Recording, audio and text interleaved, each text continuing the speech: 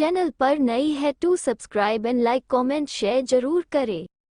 तभी वहां पर कुछ बॉडीगार्ड आकर खड़े हो जाते हैं। उनमें से एक ने नंदिनी से पूछा, मैम आप ठीक तो है ना? इससे पहले नंदिनी कुछ जवाब देती कि तभी माही ने उन्हें देखकर कहा, आप लोग इतनी देर से कहाँ थे? अगर इनको कुछ भी हो जाता तो क्या आप लोग इस चीज की जिम्मेदारी लेते? आप लोगों को इनकी सुरक्षा के लिए रखा गया है।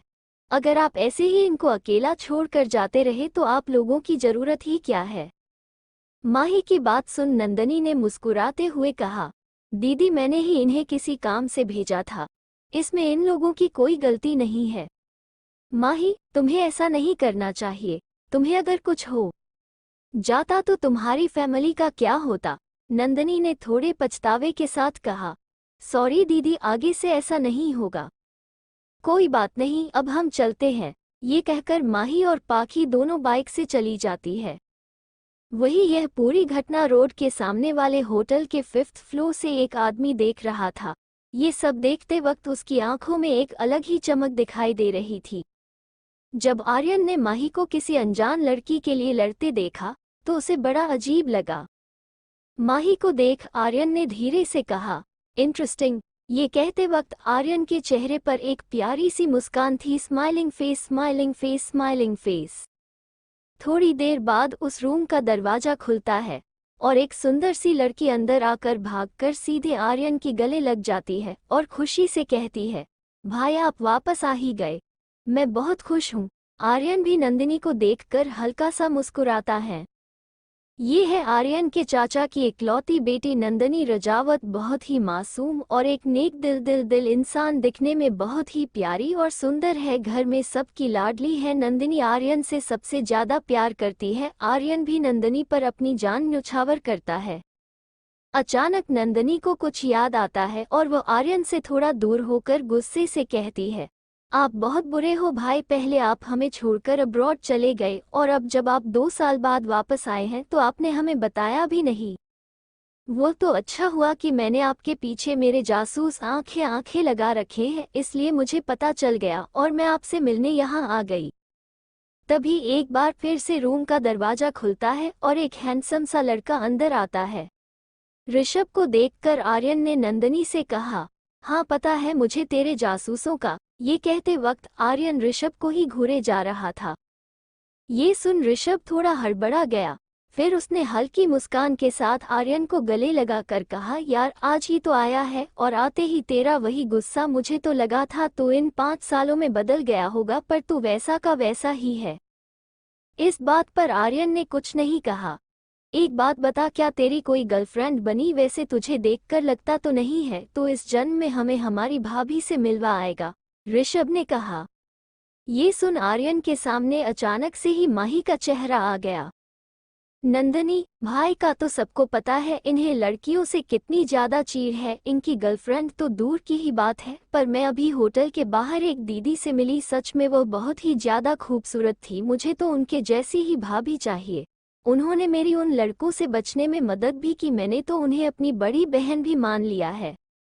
नंदिनी की यह बात सुन आर्यन ने उससे थोड़ा फिक्र जताते हुए पूछा, तू ठीक तो है ना नंदू?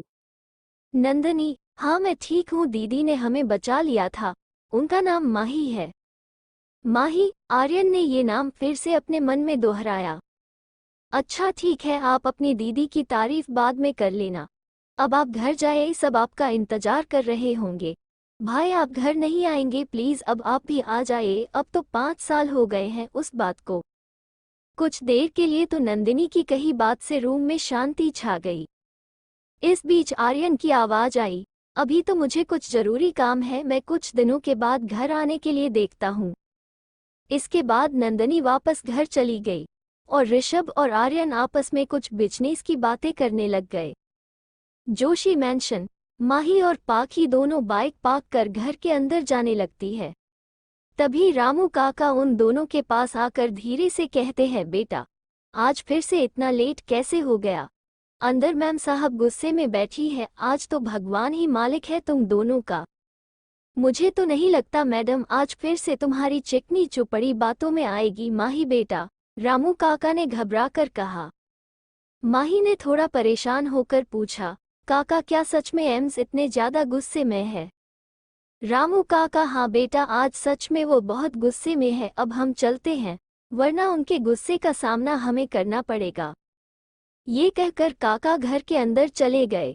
माही लगता है माँ सच में बहुत गुस्से में, अब क्या करेंगे? पाखी ने माही से पूछा। माही ने थोड़ा उदास होकर बोला, मुझे नहीं पता, अब तो महादेव ही बचा सकते हैं। अगर माँ को पता चल गया कि तुम वहाँ गुंडों से लड़ रही थी तो आज हमारी खैर नहीं। माँ हम दोनों की चटनी बनाकर पराठे में लगाकर भाई को खिला देगी। मुझे तो नहीं लगता आज तुम्हारे महादेव भी हमारा साथ देंगे, बेचारे वो भी कितनी बार तुम्हारी इन हरकतों पर तुम्हारा साथ दे। माँ ही थोड़ा गुस्से में बोलती, अरे पागल, क्यों मरवाने पर तुली हुई है? थोड़ा धीरे बोल और शुभ शुभ बोल। मैं हूं ना, मैं कुछ सोचती हूँ। ये बोलकर माही अपने सिर पर हाथ रखकर इधर उधर घूमकर कुछ सोचने लगती है। तभी उन्हें अंदर से एक जानी पहचानी आवाज आती है, माँ देखो आ गई आपकी लाडली बेटिया। यह आवाज सुन दोनों भागकर घर के अंदर जाती है और भाई कहकर सामने खड़े शख्स को गले लगा लेती है। उन दोनों के एक साथ गले लगाने से अंश के पैर लड़खड़ाने लगते हैं, फिर भी वो खुद को संभाल लेता है। अंश ने उन दोनों के सिर पर हाथ फेरते हुए बोला, देखो माँ कैसे दोनों जंगली बिल्लियों के जैसे मुझ पर झपट्टा मार रही है। ये सुन दोनों अंश से अलग हो जाते हैं और खड़े होकर उसे गुस्से से घूरने लगती हैं।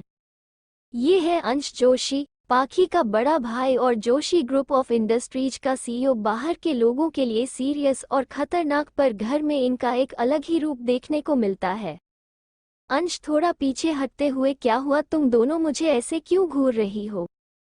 माही गुस्से में पाउटिंग, भाई आपने हमको बिल्ली कहा। नहीं नहीं, मैं मेरी दोनों प्यारी सी बहनों को बिल्ली कैसे कह सकता हूँ? मैंने तो तुम दोनों को जंगली बिल्ली राय कैट फेस कहा था। ये कहते हुए अंश हंसते के हुए हॉल में भागने लगता है।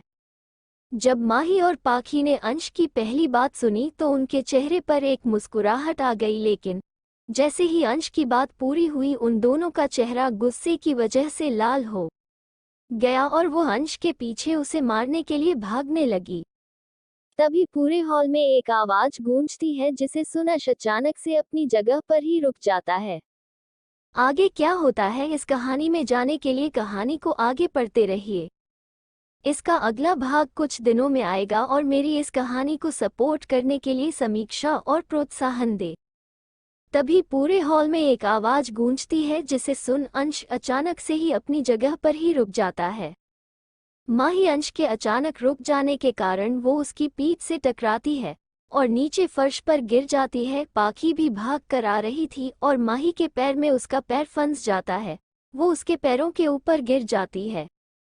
उन दोनों को ऐसे देख अंश और घर के सारे नौकर अपना पेट पकड़कर हंसने लगते हैं। माही ने अपने पैर से पाखी के पैर पर किक और एनबीएसपी मारी और बोली, अरे पागल, देखकर नहीं गिर सकती है क्या, मेरा पैर तोड़ दिया।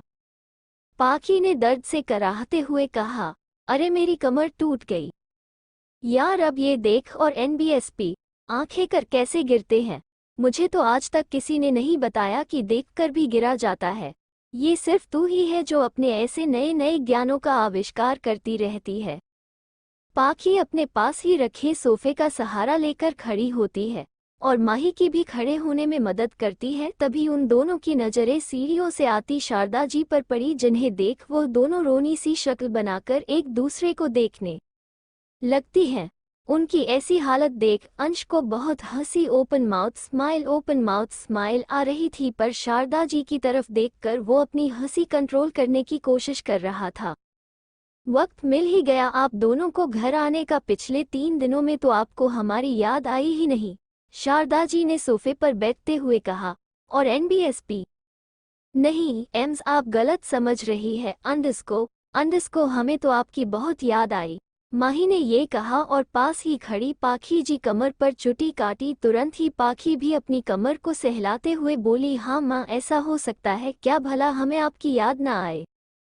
उन दोनों की सफाई सुन शारदा जी बोली, हाँ हाँ, तभी तो आप लोगों ने हमें एक बार भी कॉल नहीं किया और आज भी हमें ही हर बार की तरह विधि को कॉल कर आप लोगों को याद दिलाना पड़ा। आप लोगों का एक घर भी है।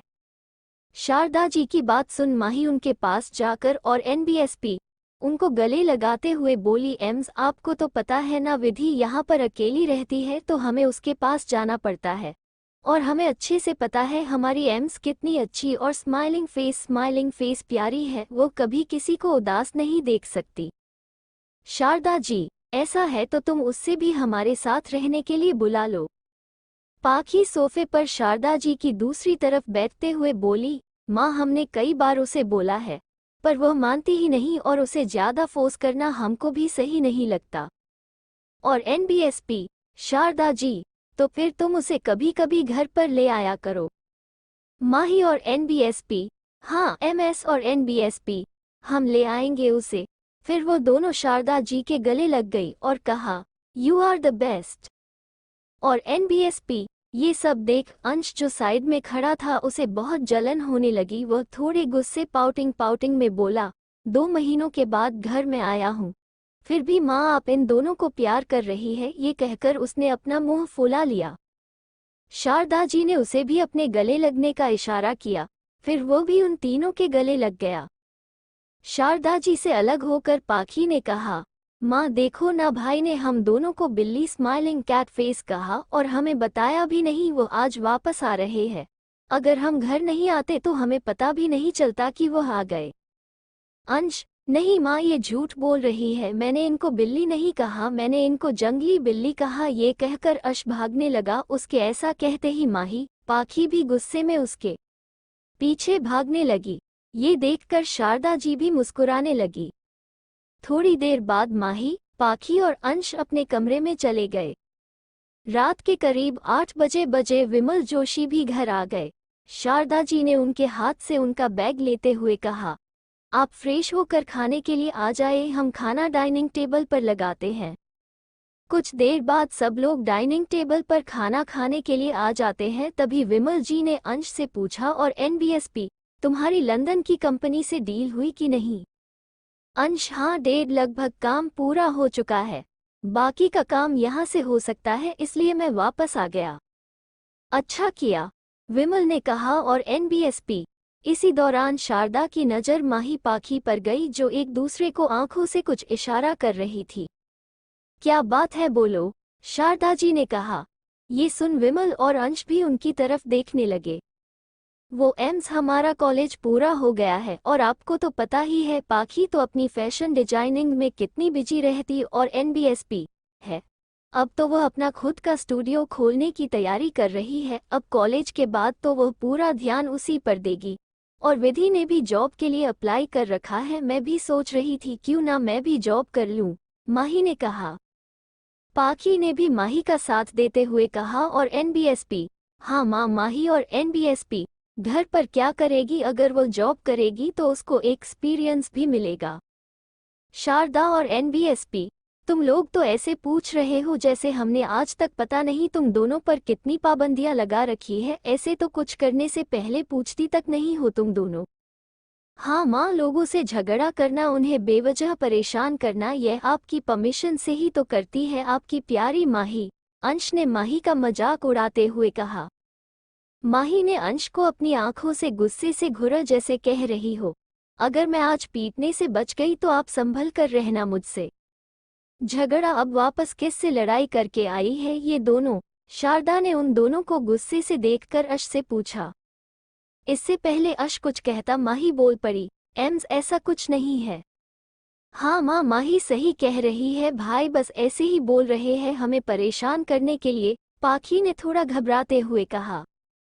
शारदा ने उनकी बातें सुनकर अंश और एनबीएसपी को देखा। अश कुछ बोलने ही जा रहा था कि माही और एनबीएसपी ने उसके पैर पर अपना पैर मारा और धीरे से कहा, अगर आज आपने कुछ भी कहा तो मैं भी और एनबीएसपी एम्स को कह दूंगी आपकी एक गर्लफ्रेंड है। और एनबीएसपी, कौन सी गर्लफ्रेंड, किसकी बात कर रही है तू? मेरी कोई गर्लफ्रेंड नहीं है, समझी? और एनबीएसपी, हाँ तो ये बात तो मुझे पता है, एम्स को थोड़ी ना पता है। मैं जब ये बात कहूंगी तो पाखी भी मेरा साथ देगी, तब आप क्या करोगे? मैं तो ये भी कहूंगी कि आपने उसे प्रेग्नेंट कर दिया है, माही ने धीरे से अश को कहा। ये सुन अश जो खाना खा रहा था वो उसके गले में ही अटक गया और वो जोर जोर से खांसने लगा। माही ने उसे पानी दिया और उसकी पीठ को थपथपाने लगी। फिर और एनबीएसपी कहा, भाई ध्यान से आराम से खाना खाना चाहिए ना। माही की इतनी अच्छी एक्टिंग देख करे तो अश हैरान रह गया। Open mouth face, open mouth face, open mouth face.